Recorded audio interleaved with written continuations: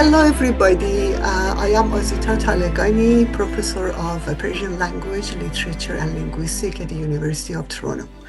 I welcome you to another inspiring monthly Elahé Omidyar Mir-Djalali Institute of Iranian Studies visual lecture series on literature in Persian language pedagogy, jointly organized by the University of Toronto and the University of Chicago.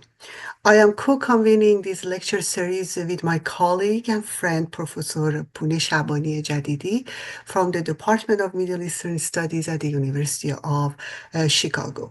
We are grateful for the support of Elahé Omidyar Mir-Djalali Institute of Iranian Studies and its director, Professor Mohammad Tawakkoli Targhi, and all sponsoring academic units, University of Toronto, Faculty Art and Science, Department of Near and Middle Eastern Civilization, Department of Middle Eastern Studies, Division of Humanities, as well as the Center for Middle Eastern Studies of the University of Chicago, Iran Namak, a quarterly of Canadian Society of Iranian Studies, and Roshan Culture Heritage Institute.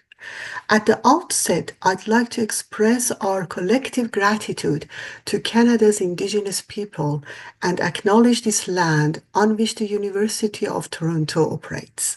For thousands of years, it has been the traditional land of the Huron-Wendat, the Seneca, and most recently, the Mississauga of Credit River. Today, this meeting place continues to be the home to many Indigenous people across Turtle Island, and we are grateful to have the opportunity to work, to teach, to do research, and prosper in their ancestral homeland. It would be my great pleasure and honor welcome Professor Negar Ardakani to the University of Toronto and our lecture series. Professor Davari is an associate professor in the linguistic department of Shahid Beheshti University in Tehran. During the 2 years of 2018 and 2019, she taught introductory, intermediate, and advanced Persian at the Center of Arab and Islamic Studies in Australian National University. She had also been a visiting scholar at SUAS in London in 2015. She received her PhD in linguistics from the University of Tehran in 2007. Her doctoral research surveyed overt and covert Persian language policy in Iran. She has also assessed the status of Persian as a symbol of Iranian identity among different social groups of Persian speakers in Tehran. She has supervised attitude assessment projects in Isfahan, Kurdistan, Zahedan, Sistan Baluchistan, and Azerbaijan. She is author of Persian as a National Language, Minority Language and Multilingual Education in Iran in the Routledge Handbook of Second Language Acquisition and Pedagogy of Persian, which is published in 2020. She also is a co-author of Persian Evaluative Morphology in the Edinburgh Handbook of Evaluative Morphology, published in 2015. Her review of Hamid Dabbashi's Persophilia was published in the American Journal of Islamic Social Sciences, AGES, in 2014. Her books and many articles on Persian language policy and planning, linguistic purism towards Persian, and teaching Persian as a foreign language have been published in Persian. She was the Assistant Dean of Research in the Literature and Humanities Faculty at Shahid Beheshti University from 2011 to 2014. My friend and colleague, Professor Pune Shabani Jadidi, will moderate today's session on Persian satire and humor in teaching Persian as a foreign language, a case study. Please join me in welcoming Professor Davari to our lecture series. Thank you very much. Thank you for your kind introduction, Azita Jan.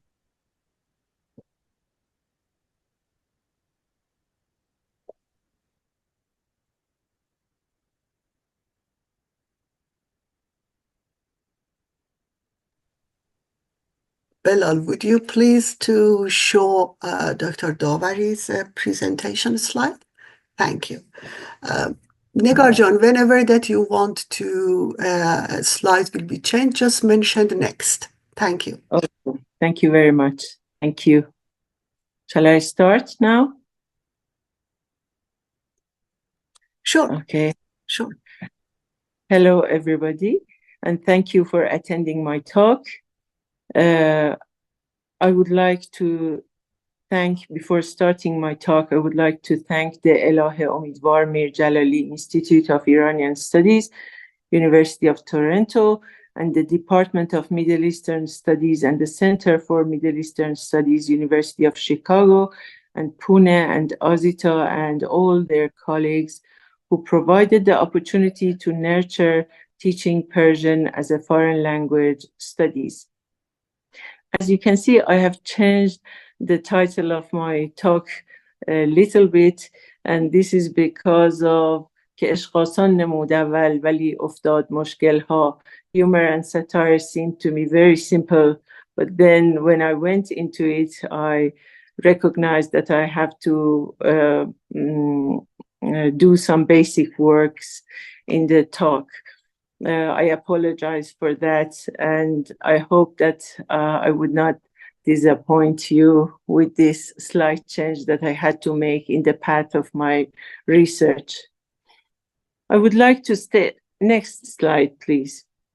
I would like to state the problem of this talk by referring to my own experience as a foreign language learner and as a Persian teacher. As an old English learner who has been on and off in the process of learning English in a non-English speaking society, I still suffer from communicating English in informal situations, especially when they include English humor. And as an enthusiastic Persian teacher, at the end of my 2-year Persian teaching position at Australian National University, teaching late Dr. Safar Moghaddam's textbooks, which include some Persian satirical short stories. While very successful to connect to my beautiful students, I recognized that I am far from nurturing my students' pragmatic competence, including humor competence. As a foreign language teacher, I believe that foreign language teaching aims at connecting people together. And in this regard, humorous language plays a crucial role. I set out to research on humor in teaching foreign languages to bring in the output of my research into the field of teaching Persian as a foreign language. And what I will share with you in this talk is the first step I have taken in this path. I have enjoyed and learned a lot from the eye-opening talk by Professor Homa Katuzian on the evolution of satire in contemporary Persian literature, and will make use of it in the next phases of my research. The ultimate goal of the talk, next slide, please. The ultimate goal of this talk is to set the grounds for Persian language educators to address the phenomenon of humor and satire in their curriculum in its complexity. In this path, acquiring a multidisciplinary approach and an understanding of definitions of humor and satire, types and functions of humor, its linguistic tools, is a prerequisite. After defining humor and satire, we will have a glance into some humor-related terminology in Persian and English. Then I will review the literature on humor in education and in foreign language teaching, and share a list of benefits and challenges of using satire in foreign language teaching. Finally, 3 teaching Persian as a foreign language text, that is Persian language by Safar Moghaddam, 2007, Mina by Zaruyee et al., 2017, and Parfa by Mir-Djalali et al., 2022, are explored for traces of humor and satire, their types, functions, relatedness, etc. In this introductory phase of my research, I have tried to answer the following questions. What is humor? What are its types, functions, and canals? What is satire? What are the benefits and challenges of using humor in foreign language classes? What is the quality and quantity of humor and satire usage in the 3 selected teaching Persian as a foreign language textbooks? Do they expose students to authentic situations in which humor plays a role? Next slide, please.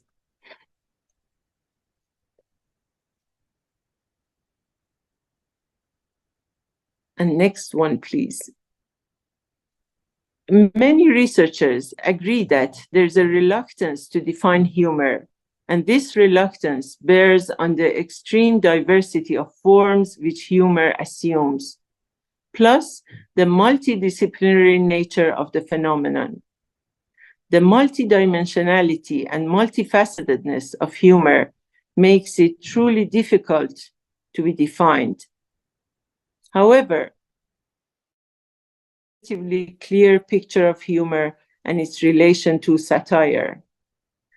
Humor is considered by Ruskin and Rush as a universal human faculty and a communicative act with multiple forms and manifestations. However, there are researchers who do not delimit this faculty to human beings, noting that humor does not necessarily cause laughter, and also that laughter can happen without humor, for example, by giggling. However, many researchers agree that the intended perlocutionary effect of the humorous message is laughter, or a substitute like smiling, or psychological emotions such as amusement or joy. In this talk, humor is defined as a linguistic, visual, or act-dependent discourse made by a speaker, author, illustrator, or an actor to make a point or simply to entertain the audience at mental level and or at a social level. Hence, humor is a contextualized utterance or text or act, and therefore the degree of common ground or background knowledge the participants share is crucial in understanding humor. And this is one of the main barriers of inclusion of humor in foreign language teaching. Despite the long-term emphasis of the researchers for the necessity of this inclusion, at least in the intermediate and advanced levels.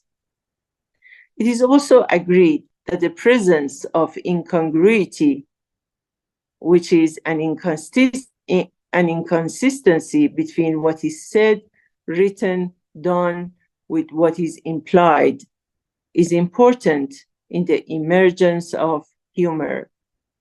That's exactly why Giora considers humor interpretation as a two-step process of recognizing a violation of maxim of quality and identifying the implicit meanings associated to the act of flouting the maxims of the cooperative principle. Having in mind that due to the multifacetedness of humor, there are other valid theories of humor which we will not point to here. Humor could also be defined through its production, recognition, understanding, interpretation, and reception and appreciation, and it could be classified through its types, functions, canals, and contents. In teaching foreign language studies, we encounter the emerging concept of humor competence, which is considered as part of speakers' semantic and pragmatic competence.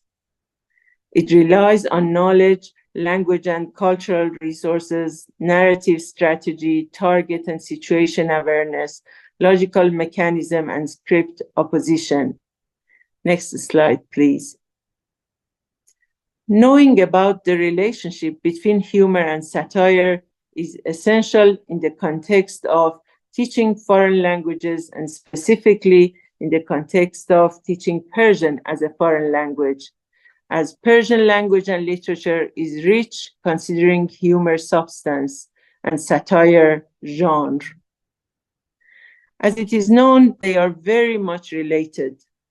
The relatedness is shown in the simple definition in Oxford Dictionary, which defines satire as use of humor, irony, exaggeration, or ridicule to expose and criticize people's stupidity or vices of human situation, particularly in the context of politics and other topical issues. Satire is also defined as a combination of anger and humor, addressing and calling into question controversial issues. Simpson defines satire as a form of figurative language in which irony and other comedic devices are utilized to critique a target. McLennan and Maisel maintain that unlike mockery and cynicism, satire is not intended to denigrate, but to spark active thinking. So, while satire can sometimes be humorous, other ways of writing satire also exist. Satire intends at warning public against and changing their opinions about the prevailing corruption in the society. All satirists share, in fact, some common characteristics. The satirist always portrays himself as a simple and humble person longing for a lost, quieter, and more natural way of living, and also as a moral person disgusted by the corruption and loss of morality that surrounds him or her, who is compelled to write precisely to denounce the dissolution of the contemporary world. The satirist depicts himself or herself as the voice of truth and its defender in a world that uses language to deceive.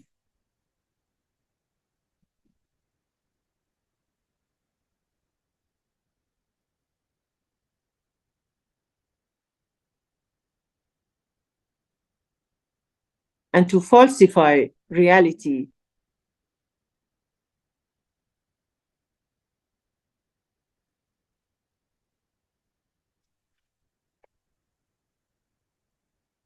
In sum, satire is considered to be a literary genre, while humor is a substance which could be used in different genres.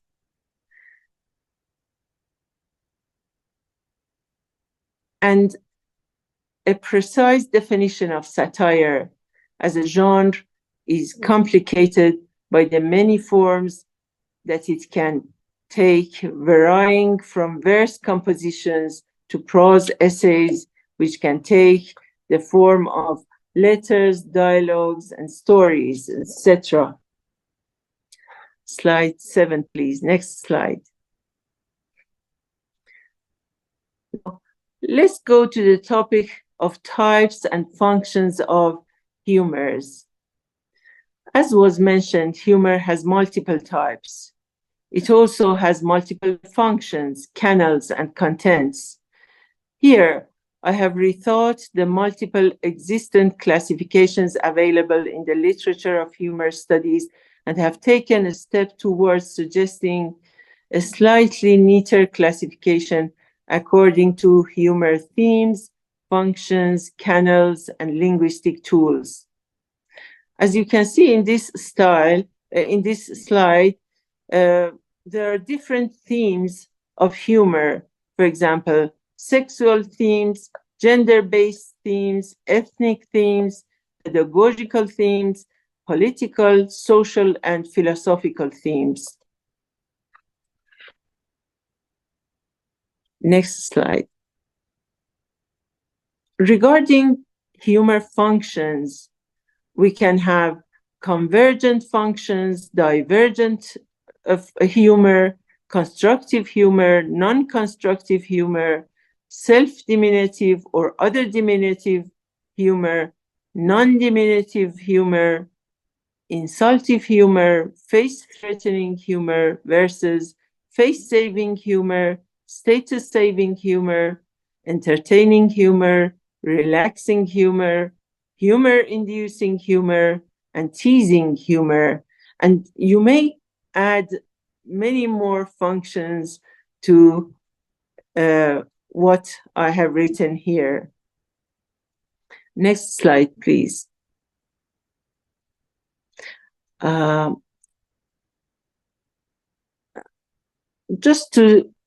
Before going to the linguistic tools, I need to talk about the canals of humor, which is divided into referential humor versus verbal humor. By referential humor, we mean visual-like comic strips, physical humor, or instrumental humor. By verbal humor, we mean oral or written humor, which includes kind of linguistic level play, and may appear in diverse genres, which will logical section that I will talk about in a few minutes. So humor can appear in the forms of comments, jokes, limerick, banter, story. It might be standard or non-standard, and it also might be scatological.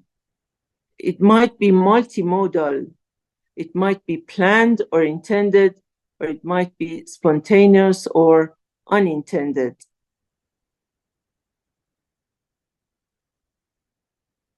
Coming to the linguistic tools of humor, I think this is a very important focus of my suggestion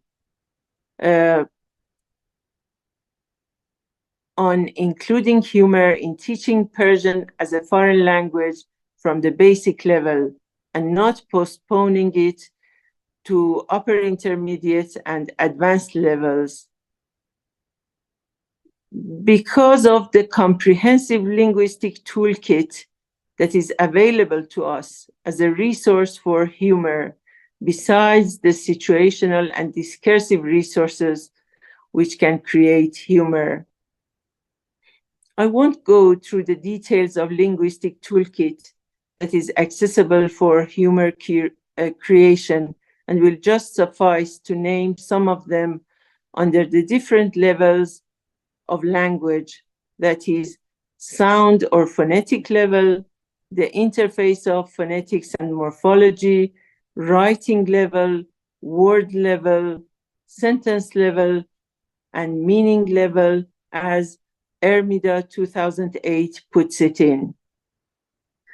Under the sound category, humor could be produced through homophony, different types of pun, alliteration, and malapropism. In the interface of phonetics and morphology, humor could be created through juncture and spoonerism. In the interface of phonetics and stylistics, humor could be produced through sound symbolism, assonance, rhyme, and rhythm. Next slide, please. Regarding the written forms of language, there are many graphological games for producing humor. For example, in Persian, the unwritten vowels, and in Persian and English, polyphonous letters or combinations of letters and semiphonous letters could set the ground for simple verbal humor products. Please have a look at Bernard Shaw's suggestion for how to write the word fish. As you see in the slide, Bernard Shaw suggests to write fish as GHOTI. GH stands for fair sound in enough. O stands for E sound in women, and TI stands for sh sound in nation. Next slide, please. In word level, there are plenty of morphological play, which could be used as a resource for humor, for example, blending, or considering a one morpheme word as being made of separate elements, and coining possible non-existent words. Next slide, please. In sentence level, syntactic ambiguity could be a resource of humor. For example, in English, the intersection of object and complement, time, place, and manner complement when expressed in the form of prepositional or adverbial clauses, pronoun ambiguities, and the directionality of propositional phrases provide the grounds for creating humor. Next slide, please. In the meaning level, metaphors, metonymy, hyperbole, meiosis, sarcasm, irony, paradox, and tautology all come to support humor production. And in the discursive level, genres such as lampoon, parody, burlesque, satire could contain humorous substance. Next slide, please. Teaching foreign language research,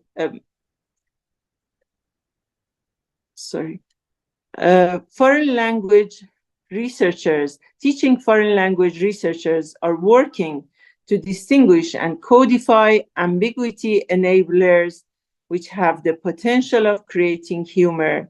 This is what the next phase of the present study aims at for Persian, that is, to prepare a classified list of Persian phonetic, morphologic, syntactic, and discursive ambiguity enablers which have the potential to contribute to humor in Persian as a foreign language, to be included either in textbooks or in the course curriculums. Another source of difficulty in studying humor in teaching foreign languages and teaching Persian as a foreign language is that the humor terminology has not been standardized. We can clearly see this through a glance into some Persian and English humor-related terminology. As you can see in this slide, slide number 14, there's a need to standardize the related terminology in both languages. I have looked for some humor vocabulary in general dictionaries and in humor dictionaries for both Persian and English, and have outlined them in this slide. As you see, actually, I know that you can add many other words to this list. This is not a comprehensive list, but just to have a look at the necessity of standardization of the humor terminology. You see gag humor, مطایبه, فکاهه. Then for humor and satire, we have tanz. For lampoon, hajv. Irony, تعریض, وارونگویی. Joke, epigram, anecdote, لطیفه. wit, بزله, نکته سنجی. riddle, چیستان، معما، لغز. farce, لودگی. Next slide, please. ridicule, ریشخند، parody, تقلید ریشخندآمیز. sarcasm, ریشخند، زرخند، طعنه، کنایه، طنز تلخ و نیشدار، نوعی وارونگویی. burlesque، نظیره، تقلید طنزآمیز، حماسه مضحک. I don't know if I pronounce this word correctly. Fasci, if I'm right. hazl and teasing, سر به سر گذاشتن. Next slide, please. Now let's have a look at humor studies in education and teaching foreign languages. Humor has been under focus in the realm of education and foreign language teaching for more than half a century, and hence the term pedagogical humor is a familiar concept to us. It is defined as a pre-planned humor aimed at facilitating teaching and learning by bringing fun into education and furthering emotional intelligence in the conflicting educational settings. In such a context, the humor sense of a teacher is considered as a resource of spontaneous humor, which is considered as the most effective type of humor. Accordingly, as humor sense is strongly related to personality, one cannot expect every teacher to have and use the same humor skill in her or his teaching. That's why the idea of humor competence training for both students and teachers has raised. Next slide, please. The positive impact of humor in university classes, in teaching and learning English as a foreign language, in writing classes, in verbal and critical thinking skills, and its most effective and negative types in teaching foreign languages have been confirmed.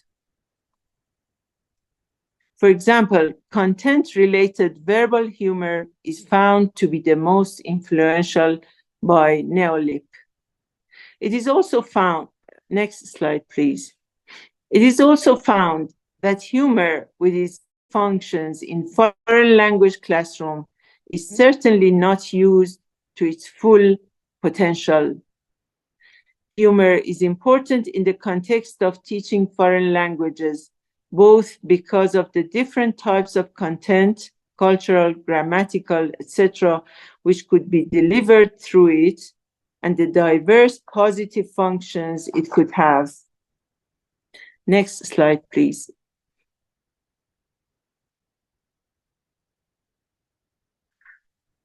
Let's have a look at the list of benefits and challenges of using humor in foreign language classroom.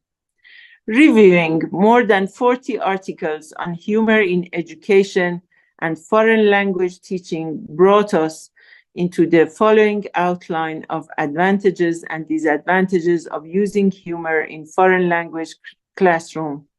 I will first go through the benefits.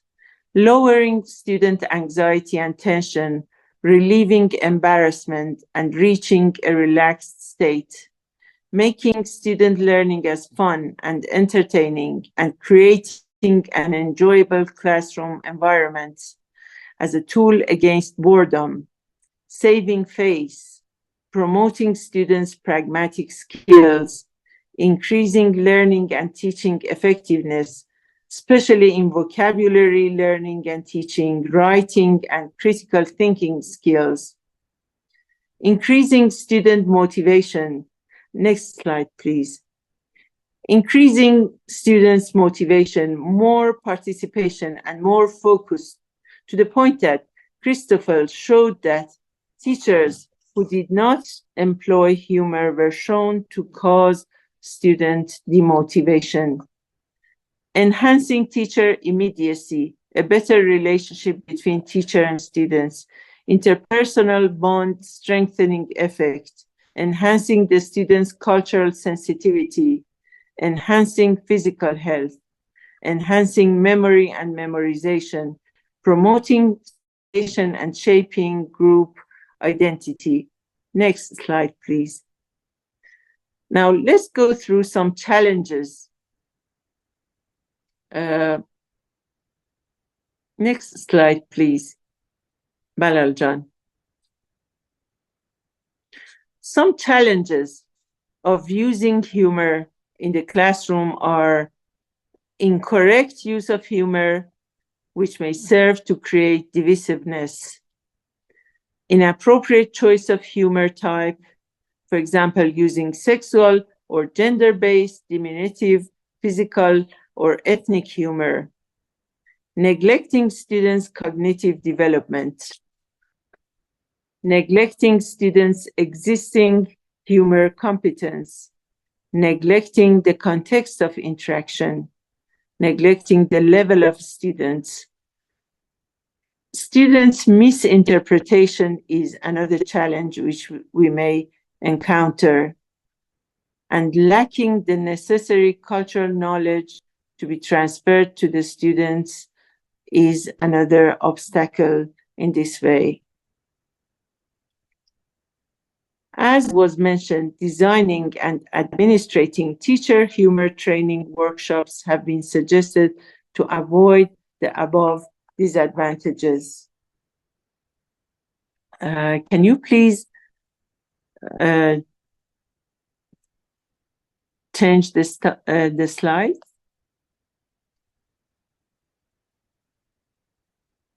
Thank you very much. 22. Yes, thank you very much. Now, let's go to humor in teaching Persian as a foreign language textbooks. In this case study, 3 teaching Persian as a foreign language textbooks, that is Persian language by Ahmad Safar Moghaddam, 2007, Mina by Reza Murad Sahrai et al., 2017, and Parfa by Mir-Djalali et al., 2020.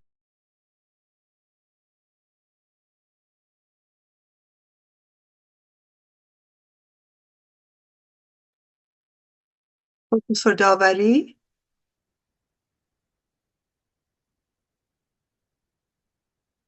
Professor Daveri, I think that Professor Daveri's internet connection interrupted, you know?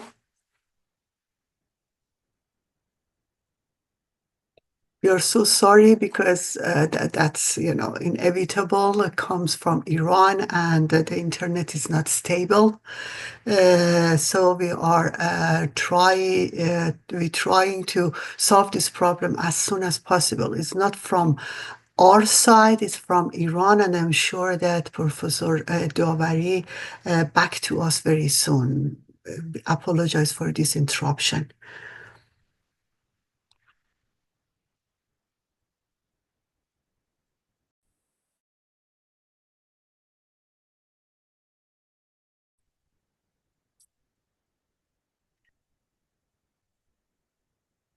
Sorry for the interruption. Do you have my voice? Yes, we have, yeah, Professor Daveri. Yes, would you please continue? Thank you. Thank you. Thank you very much. I don't have my PowerPoint.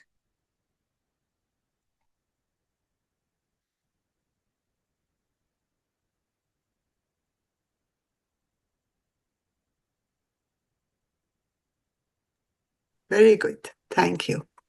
Thank you very much.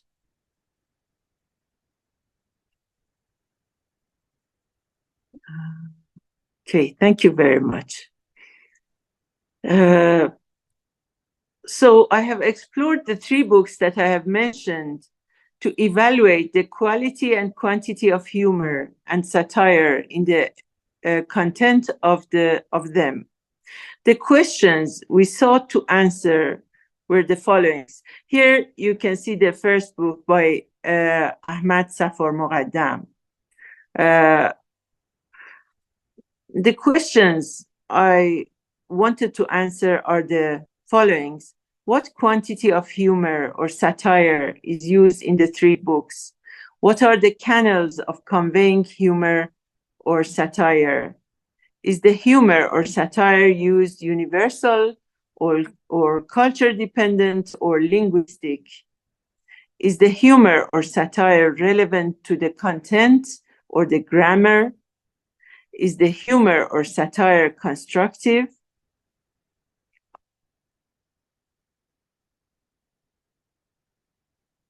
In the 4-volume textbooks titled Persian Language, as you see the cover page of the book by Safar Moghaddam, 18 satirical short stories are found.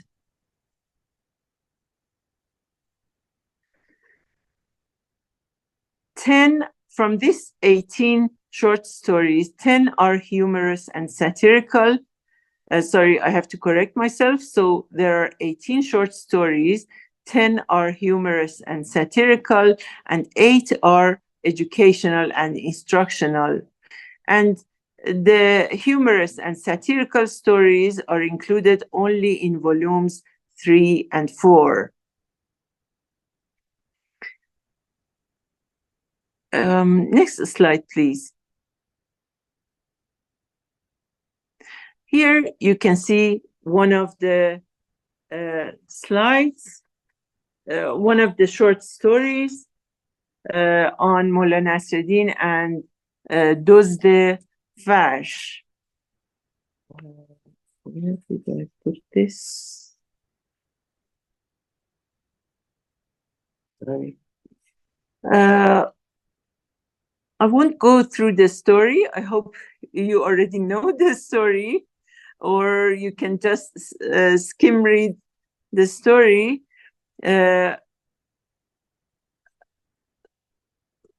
next slide, please.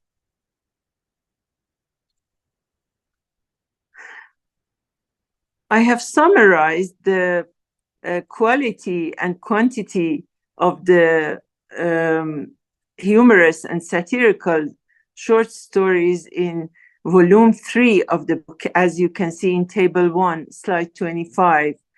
We see 5 humorous and satirical stories from this 6 stories in this book. 5 are humorous and satirical. 1 is satirical but not humorous.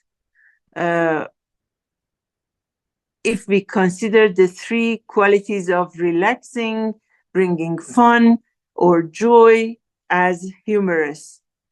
And 6 of them, all of them are critical.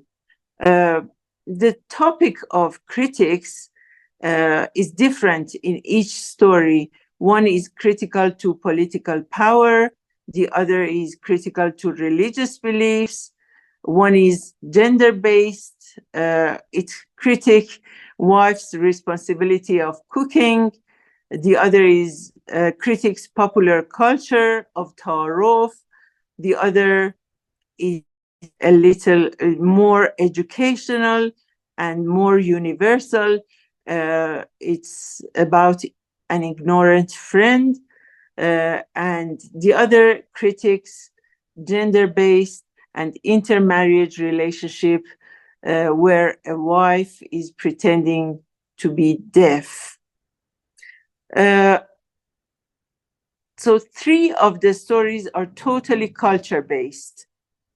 Ta'aruf bija, Mullah wa Ta'aruf bija. Sorry that it's the spelling is not correct there. Mullah wa Ta'aruf bija, Mullah wa Dozd Farsh, wa Mullah wa She'r Hakim.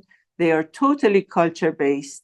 And the context of most of the stories are diachronic and sometimes in a rural context. The story is happening in a rural context, not an urban context. One of the stories could be considered as universal, Dusti Khale Khair Se, which is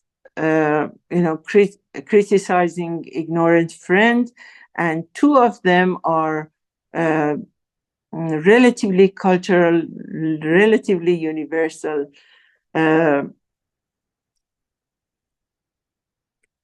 One of them is content related, Mullah Nasreddin wa Ghazai Zanash. As you can see, the title of the lesson, which this story is part of it, is about Ghaza, about food. So this is a bit content, this could be considered content related. 2 of them are relatively content related. Mullah Nasreddin wa She'r Hakim includes in a lesson titled Dars Tarikh wa Tamaddun Iran, and the story of Mard Shenawa wa Zan Nashenawa is included in a lesson titled Zaban o Khat Farsi, which relates to somehow to communication, and the story is also about communication. And three of the stories are non-relevant to the content. Molla و دزد فرش, Molla و تعارف بیجا و دوستی خاله خرسه are not relevant to the main text of the lesson. All of them have used are discursive humor or discursive satire, and no language play is found in them. I have to explain a little bit about the term constructive. The term constructive in the context of types of humor and satire is a bit vague in the literature, as sometimes it means generally positive and versus negative humor, meaning that it's not destructive of someone or something. And sometimes by constructive, the literature means that it invokes corrective actions for reforming a flaw. So whatever is considered as critical here, I have considered it as constructive. Next slide, please. In this slide, you can see the stories which are included in volume 4 of Safar Moghaddam's book. There are 7 short stories in the book, and as I mentioned, the context of all stories are historical and rural. 2 of them are humorous and satirical. Both of them are critical. The critic is towards popular culture and religious beliefs. For example, Molla Nasruddin va Harf Mardom, which critiques popular culture. It is unrelated to the lesson. The lesson is از حمله مغول تا دوره معاصر.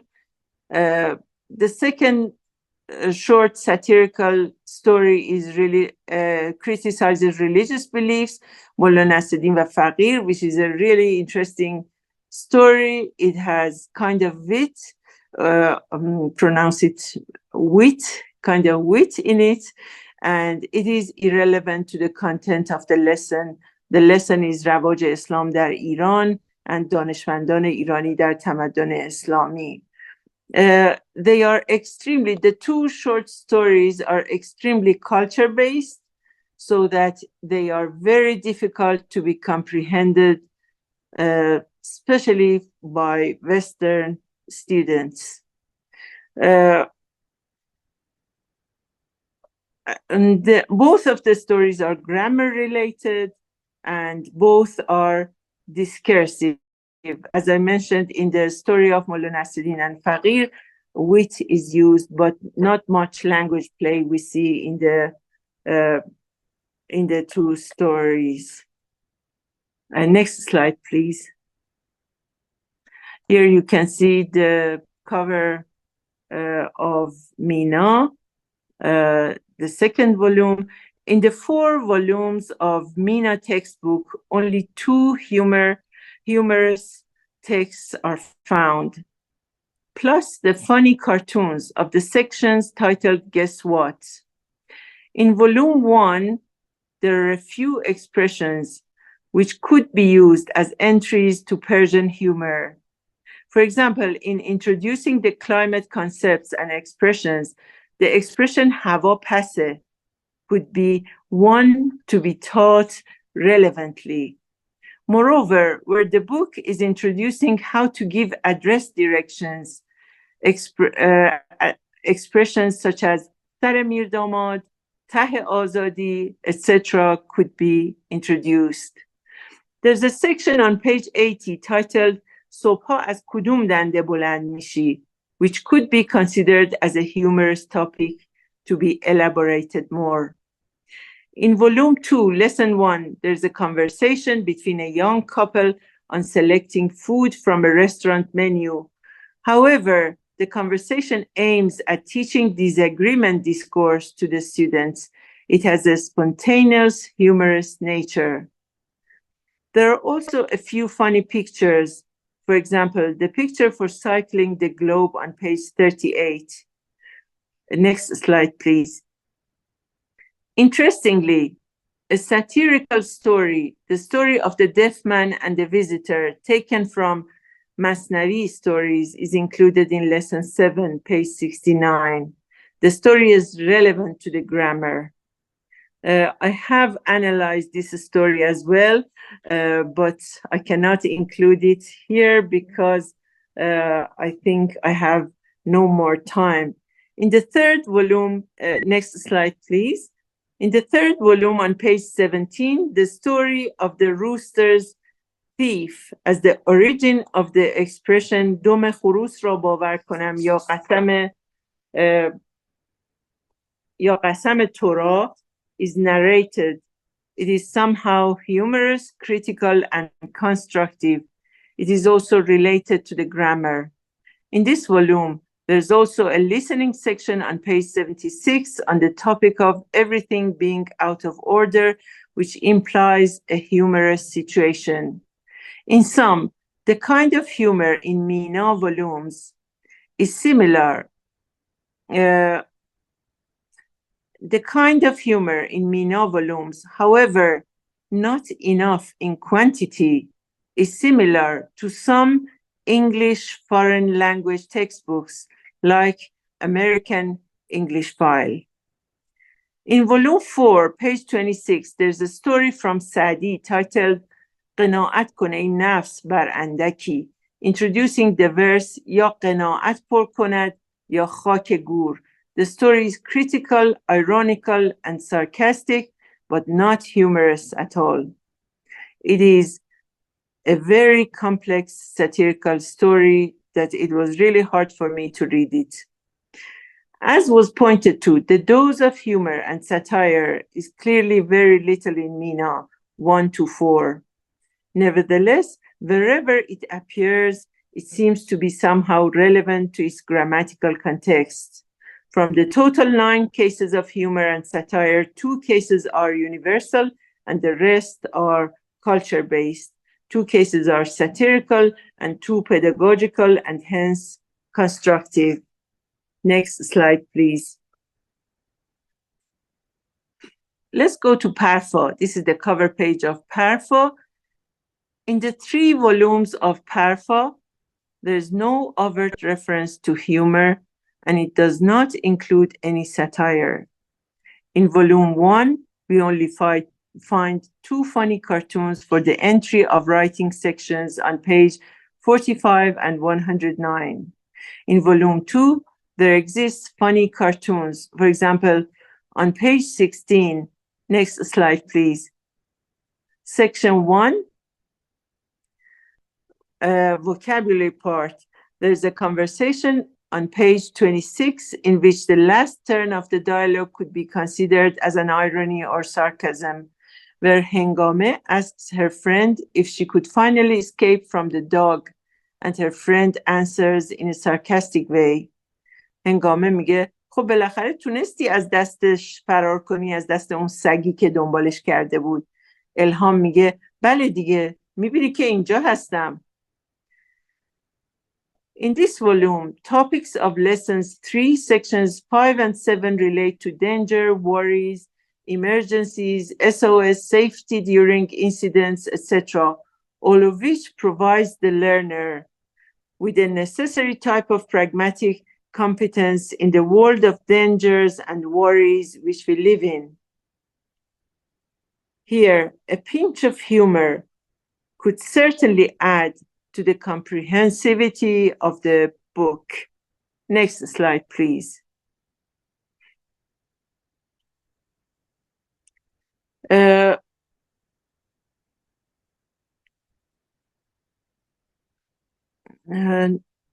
In sum, there are many sections, there are many funny pictures many funny, relevant pictures in the Parfa book, which you can see in this slide.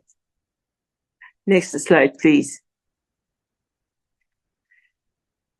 In our collaborative efforts in cultivating teaching Persian as a foreign second or heritage language, TPFL, TPSL, and TPHL, we need to align our teaching agenda with current approaches in world language teaching and learning, which promote authentic and communicative uses of language in the classroom, in which the integration of linguistic and cultural information is emphasized.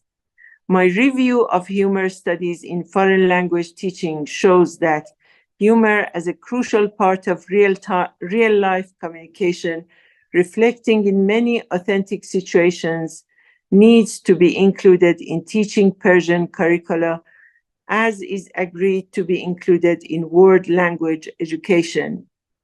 This is especially important when Persian teaching is happening where Persian learners are learning the language in a non-Persian society.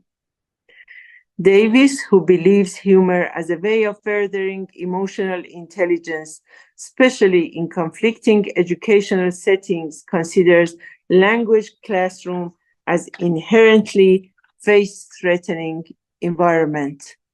Since foreign language learners are expected to communicate using a restricted code, foreign language teaching researchers are in agreement that students' anxiety is a barrier against effective language learning. They also mentioned that students suffer higher levels of anxiety due to the discrepancy between their cognitive abilities and their linguistic skills, and hence lowering students' anxiety would be even more beneficial comparing to other educational spheres.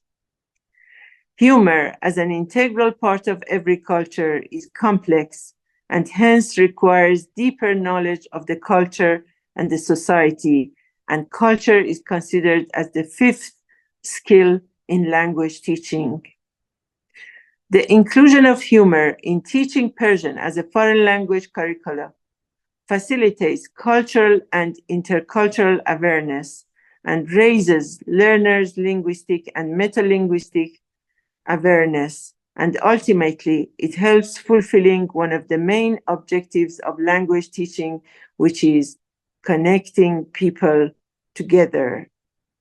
I agree with Omidyar, who states that giving students the chance to experience the humor of the target culture will not only be a motivating factor in their study of language, but will also benefit them in terms of their sense of integration into the social life of the people with whom they are trying to communicate. In other words, knowledge about humor can be seen as content knowledge, and providing the students this type of knowledge is enhancing their cultural sensitivity. His suggestion of postponing humor competence education to the advanced levels of language studies is due to the prototypical conception of humor, which requires a high command of language and acquiring its stylistic devices like irony, sarcasm, etc. Satirical texts may fall into this category. However, considering Hermida's linguistic toolkit of humor, many options of creative language, humorous plays are available for basic levels of foreign language learning while not yet codified.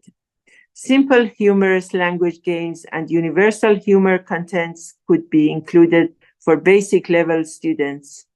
Providing a guideline on how and when to use humor in teaching Persian as a foreign language is the next step of the present study.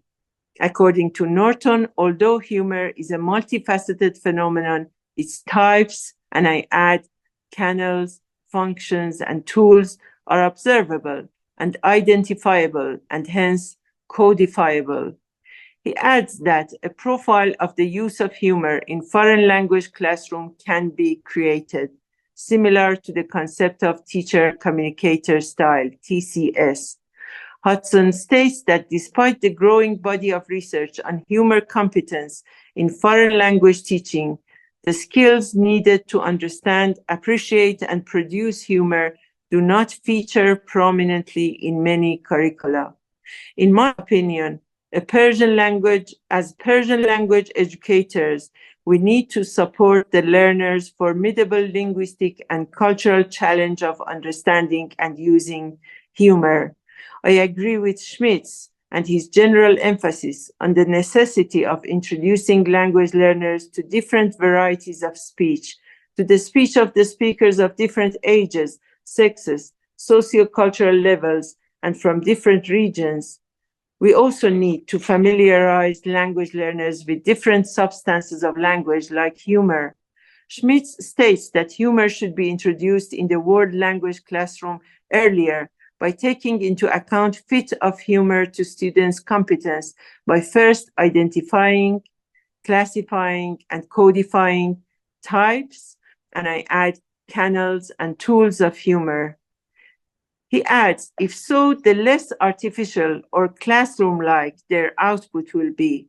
However, I'm not convinced about his caution against the use of humor in textbooks. His argument is that humor becomes outdated fast and would feel too staged.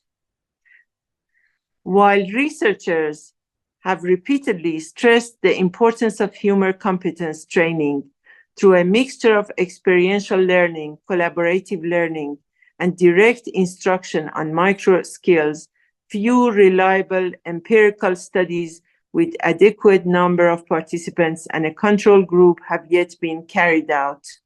One of the first studies is done by Pritchard and Rusinski in 2018. In the portrait picture of foreign language teaching and humor competency education, humor in teaching Persian as a foreign language is still in its beginning steps. As it was seen in the 3 explored Persian textbooks, the quality and quantity of humor content needs revision. Accordingly, one of the next phases of the present study is designing and implementing a Persian as a foreign language humor competency training to evaluate the efficacy of humor training among foreign Persian learners. The design will involve various humor types fit for the students' study levels together with a pre-test, post-test control group design. Through research-informed Persian humor training activities, learners will enjoy the benefits of humor competence, including improved motivation, confidence, and cultural competence. Thank you for your patience. Thank you very much, Professor Davari. This was an excellent talk about a very important topic. And coming from a sociolinguist like you, I really enjoyed it because you shed light on concepts, on areas that I didn't think about as a psycholinguist. I think that maybe linguists of different disciplines can gather together and work on a volume or something that we can look at using humor in class from different perspectives, sociolinguistically, psycholinguistically, syntactically, and all other disciplines. So thank you very much. I would like to start with 2 suggestions, because I know that you're going to have a write-up and for the article, for the chapter that you're going to contribute to the volume to be published with Brill. So one is maybe you can also refer to Iraj Pezeshkzad's Tanz Fakhr Saadi, in which he gives, he dedicates a good chunk of the book to delineate satire and, well, humor and satire, and distinguishes it, you know, says like how they are different. And so that's one suggestion. The other suggestion, you said, yes? Thank you. Yeah. And then the other suggestion, you said humor violates Grice's maxims of communication, especially clarity. That's also very interesting. And maybe over there you can add, I don't know if you want to go that way, but Chistan is very interesting. So poetry, like which has a long history in Persian poetry. So قصیده قطع رباعیز that contain riddles, because then it will the maxims, so probably more maxims of communication will be violated, and then you can talk about that. So Thank you very much. You're welcome. So now I'm going to, like usual, like the tradition is, I'm going to give an overview of what Professor Davari said, and then I open the floor to questions. So we had Professor Davari talk about the significance of humor in teaching as a foreign language, and specifically in teaching Persian as a foreign language. She mentioned that linguistic competence is not enough. We have to have pragmatic competence also in our students, as well as humor competence. And she gave us the definition, classifications, and functions of humor and satire, its pros and cons to use it in Persian as a foreign language classes. Then she compared 3 textbooks, Persian textbooks that are published in Iran. She talked about different levels of humor, which can be phonological, morphological, at the word level, at the sentence level, at the meaning level, and discursive. And she suggested that we actually should start including humor in the elementary beginner level rather than wait until intermediate and advanced level. She talked about pedagogical humor. She talked about the representations of humor in these 3 textbooks by Safar Moghaddam, Zaruyee, and Mir-Djalali. And she examined and critiqued its occurrence in these textbooks. And then she gave a very interesting critique and argument of her own that is added to her discussion prior to that. So now the floor is open for questions. Oh, thank you, Professor Tawakkoli Taghi, to join us. It's an honor to have you.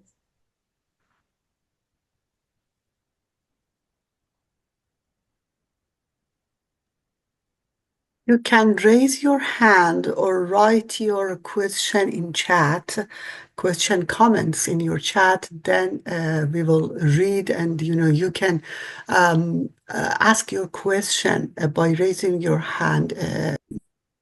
Yes, exactly.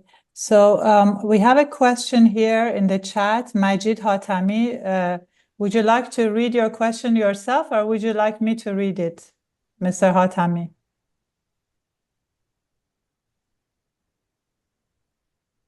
Okay. So Mr. Majid Hatami says, thank you for your informative lecture. Humor and satire is of paramount importance. It is on us to employ in our curriculum. In my estimation, it shouldn't be written in cursive handwriting. It makes it more complicated. Would you like to answer, Professor Davari? Actually, about the handwriting, I agree with Majid. Because it made it really difficult for my students to go through these interesting stories of Mullah Nasreddin. So that was a reason that they didn't like to read it, because it was really difficult to read this kind of handwriting nastaliq. And that's what I agree with Majid. Of course, it depends on the level of the students also, right? At the probably advanced level, they should be able to read some cursive. Is that your experience with your own students, that Yeah. they can read nastaliq? Yes, I introduced it in the advanced level, yeah. I see. I can add something. It depends on the heritage language of the students in the class. Usually, Yes. you have Urdu and Arabic speaker. They can read the cursive handwriting in poetry and prose, but not those who have the heritage language of like English, Romance languages, and so on. It depends the background language, the heritage language of your student. But I believe that usually the students, this one can be solvable. You can rewrite this and give to your students, that the students use it. But it depends on the background of the students' language. Thank you, Professor Talagani. Yes, Professor Davari, you want to mention something? It takes a time, I think. I think that was the reason that Dr. Safar Moghaddam has included them in, this beautiful handwriting to make them familiar with this type of handwriting, which is necessary, of course. But regarding the,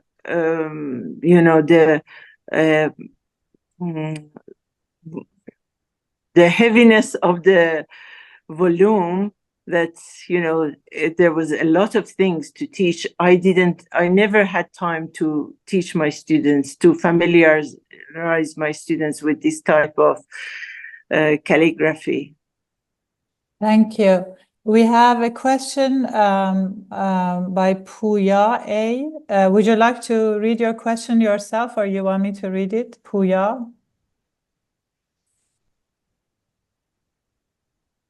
Okay, I guess I read it. So Puya says, terrific presentation. Thank you for your efforts. Why do you think the humor terminology is not yet standardized in Persian? Is awareness of humor or analysis of humor in Iran not developed? I've had trouble getting Iranians to describe sarcasm. A few said it was zakhm zaban. Actually, there are dictionaries on humor, but still, as you see, for these two very canonical words, humor and satire, we are not sure to use tanz or shukhi. Maybe shukhi is better for humor, but it is always used as tanz. And tanz implies some kind of critics, which, in some texts we see that tanz is used for satire, but it's not standardized, because we also have tanz for humor. So that's why I think it's not standardized. Or sometimes we use tanz intiqadi for satire, but it's not all which includes in satire tanz intiqadi. Maybe tanz intiqadi and islahgar would be, would cover all the meanings in satire. Thank you. We have a question, Abul Fazjan. You can go ahead. Thank you very much. Thank you for your illuminating talk. I wanted to know how would, as a second language teacher, how would you handle genre of humor such as khabsiyat and hajviyat and hazliyat? They're not taught that much extensively, even in Iran. For example, Saadi's hajviyat and hazliyat has almost a complete volume, and only a handful of people are working on it and seriously addressing it.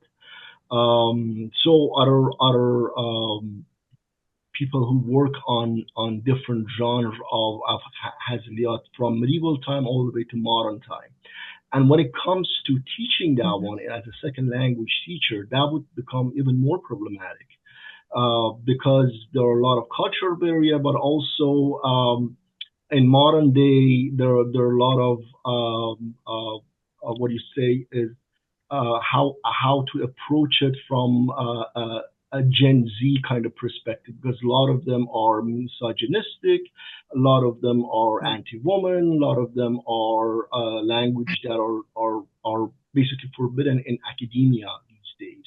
I wanted to know you had such an experience teaching those and how to approach it in the classroom in the 21st century, let's say North America. Thank you.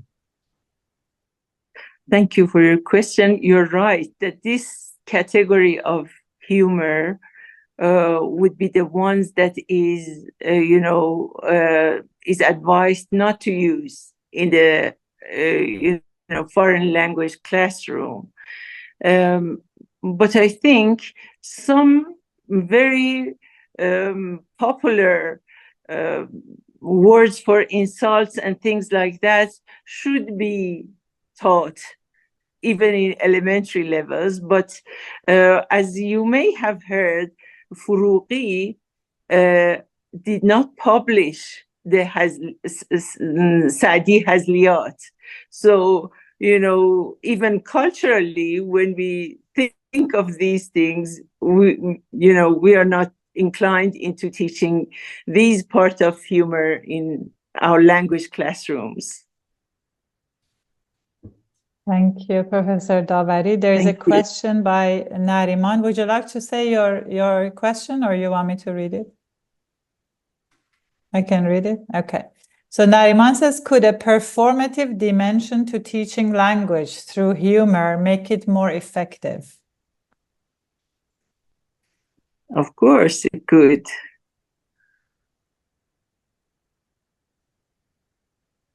Okay. Poonajan, I think that Dr. Moshiri had follow-up comments of Professor Davari.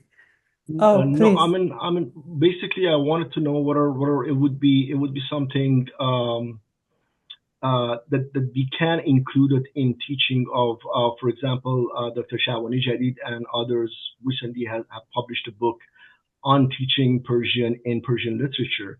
What would be something to consider in later volumes, whether it comes out, because we have a lot of them in Persian literature, and they're completely ignored as something vulgar, something that should not even be considered literature.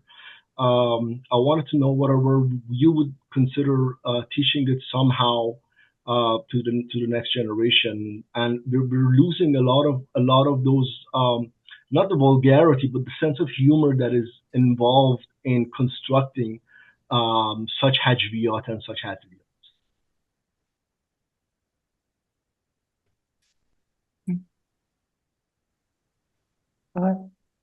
Professor Davari, are you going to answer?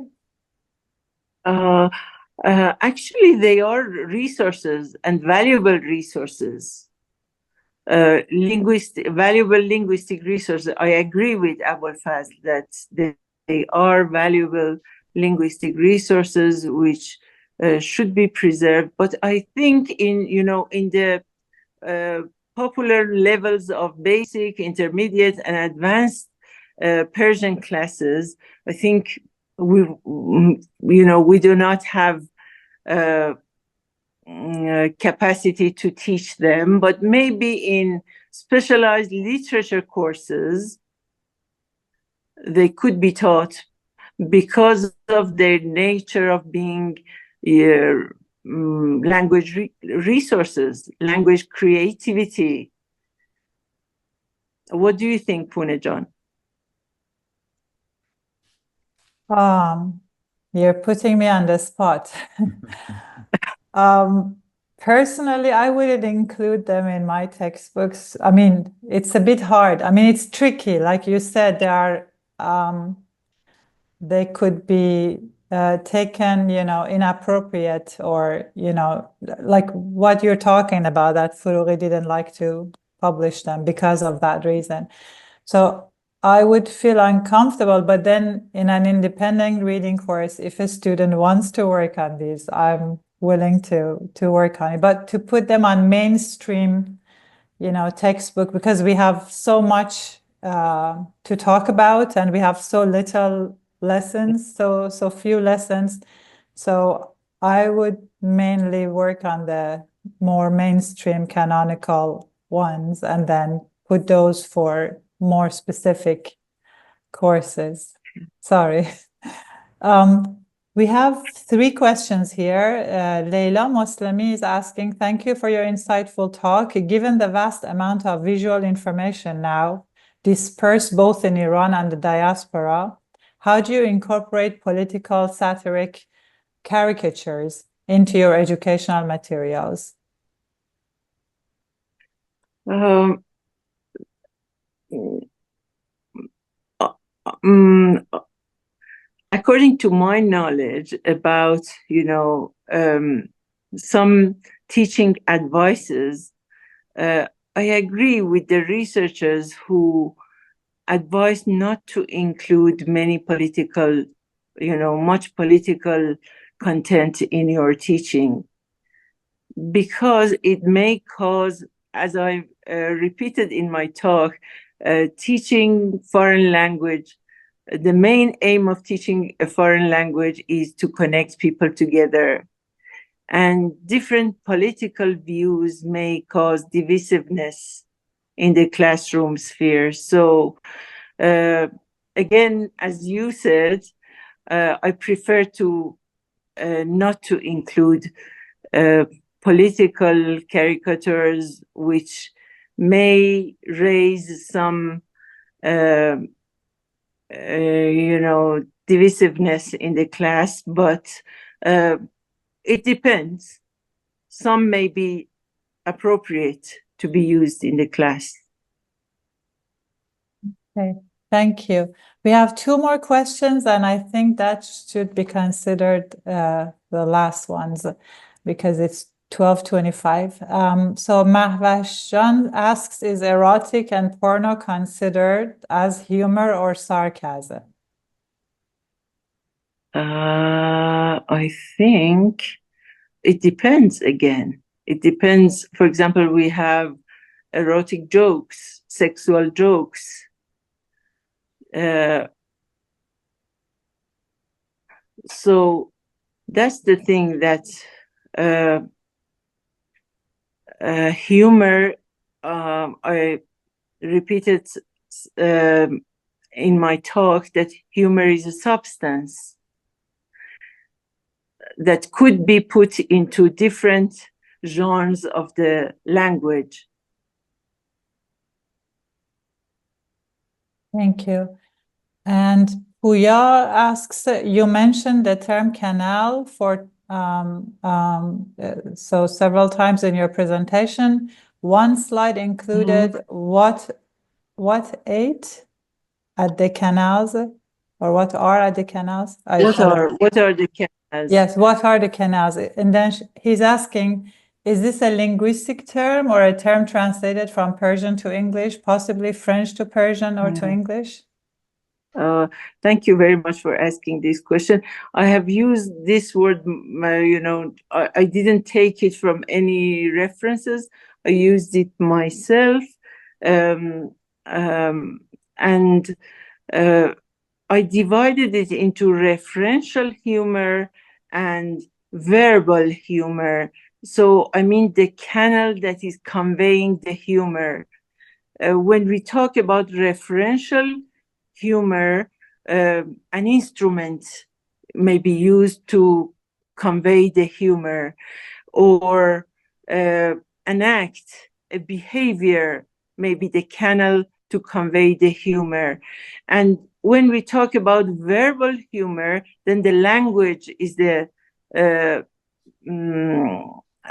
vehicle to transfer the humor. It might be oral or might be written. So by canal, I mean this.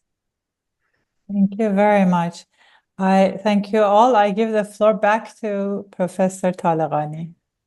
Thank you. Professor Shabani, and thank you so much, Professor Davari, for the very informative and inspirational talk. Honestly, I never thought that we can use, specifically because my area is more syntax and morphology, specifically in the grammar, that we can use of these anecdotes and these kinds of satire and humor. I agree with you. I think that we can get together, as Pune mentioned, and we include such things to our new educational method of teaching, specifically in Persian language classes. As Dr. Mashiri mentioned, we have many resources that we can use it, and we decide how to use it, in which level and which classes. Thank you, everybody, for staying with us and asking the questions, engage with our discussion. I just wanted to tell you before I give the floor to Professor Tawakkoli, the director of Iranian EOMI Institute. So we have this lecture series. Next one will be in November, that I will talk about teaching Persian grammar through literature, bringing language to life in Persian second language classroom. I hope that you join us and also enjoy these kinds of the lecture series.